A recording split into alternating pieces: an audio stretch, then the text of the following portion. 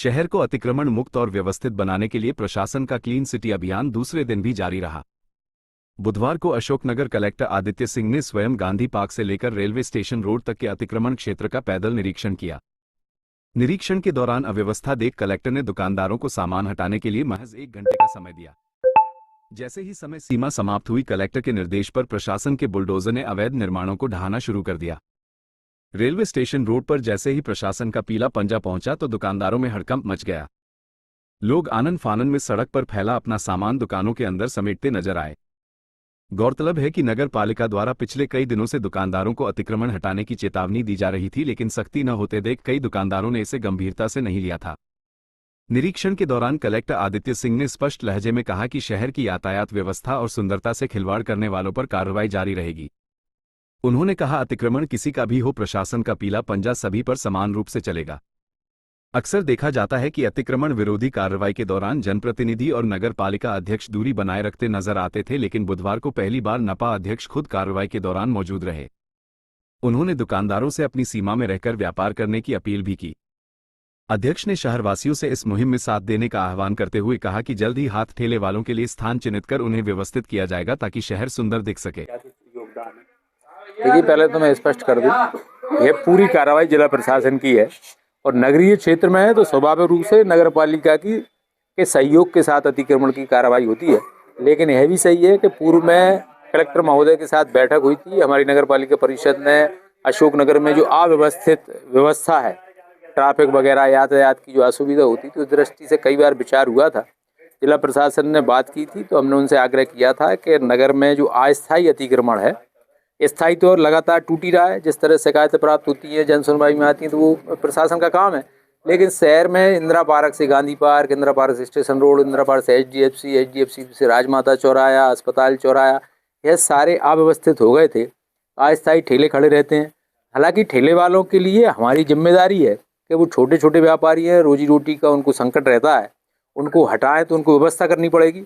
तो जैसे हमने अस्पताल चौराहे से जो ठेले हटा रहे हैं, उस तरफ के रेलवे फाटक के उस तरफ के, उनको सबको लवकुश मंदिर विमानों की चबूतरा के ग्राउंड में भेजने का निर्णय किया है।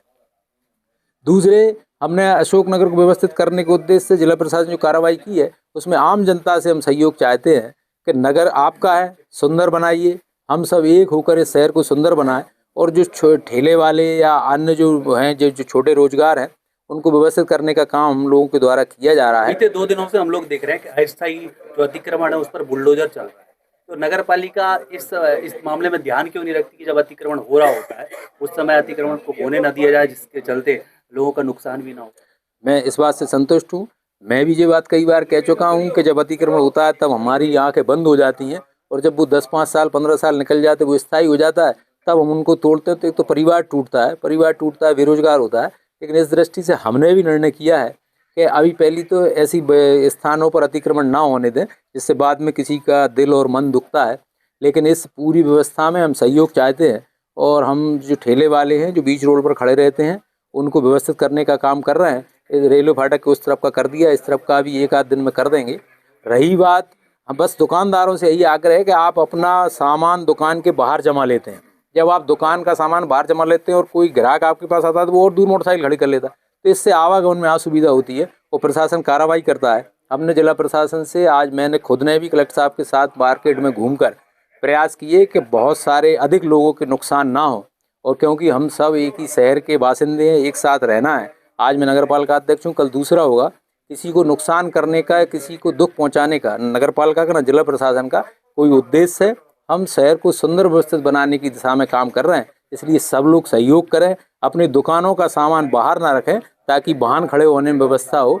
और जो छोटे वाहन ठेले वाले हैं, चाट वाले हैं, मनिहारी वाले हैं, वो व्यवस्थित स्थान पर जाएं, उनकी व्यवस्था की जाए। अशोकनगर कलेक्टर ने इस पूरे अभियान को शुद्धिकरण अभियान नाम दिया है, तो आपका भी मानना है कि इस पूरे अभियान के बाद अशोकनगर शुद्ध और सुंदर हो जाएगा? बिल्कुल, मैं शुद्धिकरण का स्वागत करता हूं, लेकिन मैं जो कल अतिक्रमण हटा था उसमें थोड़ा सा मेरा ये मापदंड था, मेरा ऐसा आग्रह भी था कि चूंकि जो नाले हैं, नाले के ऊपर पत्थर लगे होते हैं और आवागमन में असुविधा होती है, पत्थर नहीं होंगे, खुले नाले होंगे, तो वहाँ जो अतिक्रमण हुआ है तो नगर पालिका उस नाले को बनाने का काम भी करेगी और नाले को व्यवस्थित करने का काम करेगी, और उसमें चैम्बर लगाकर आवागमन में कोई असुविधा ना हो, इसकी भी पूरी जिम्मेदारी नगर पालिका की है। जो भी अतिक्रमण टूटे हैं और यदि जहाँ नुकसान हुआ है, सार्वजनिक नुकसान हुआ है, वो नगर पालिका उसको करने का काम जल्दी करे। आज जो हमारा मुख्य मार्केट यहाँ गांधी पार्क से स्टेशन रोड का है, वहाँ पे अभी जिला प्रशासन, पुलिस प्रशासन और नगर पालिका की टीम के साथ हम लोगों ने सर्वे किया है। जो कुछ अव्यवस्थित तरीके से दुकानें थी जिनका अतिक्रमण था, उनको पहले अपना सामान स्वयं हटाने के लिए हिदायत दी गई है, अन्यथा जिला प्रशासन के द्वारा उसे हटाया जाएगा। आज क्या गाइडलाइन रहेगी आज की? वही सेम रहेगा, जो भी हमारे मुख्य मार्ग हैं उनमें यदि किसी ने अवैध रूप से अतिक्रमण किया हुआ है तो सबको हटाने की कार्रवाई हम लोग एक एक करके कर रहे हैं। आज हमारा जो है वो गांधी पार्क से स्टेशन रोड का है, कल भी हम लोग इसी तरह किसी न किसी मार्ग में अतिक्रमण हटाएंगे। सब्जी की दुकानें शहर में, पूरे शहर में लगती है, इसके लिए सब्जी मंडी भेजने की व्यवस्था है क्या? सब्जी मंडी जो हमारी व्यवस्थित बनी है वहीं पे सभी ठेलों को किया जाएगा। नगर पालिका के साथ उसकी कार्य योजना भी बनाई गई है। यदि कहीं पे और कोई हम लोग को सुविधा देने की आवश्यकता होगी तो उसकी भी हम लोग व्यवस्था करें। गांधी पार्क पे आज भी 8 बाजार लगता है और त्योहार की सारी सामग्री यहीं बिकती है, इसके लिए भी कोई योजना है? देखिए, त्यौहार के समय पे हम लोग ये नहीं चाहते हैं कि किसी का धंधा हो, तो स्ट्रीट वेंडर जो रहते हैं उनके लिए हम लोग इसलिए उसमें दिहाड़ी की भी छूट रखते हैं उसमें।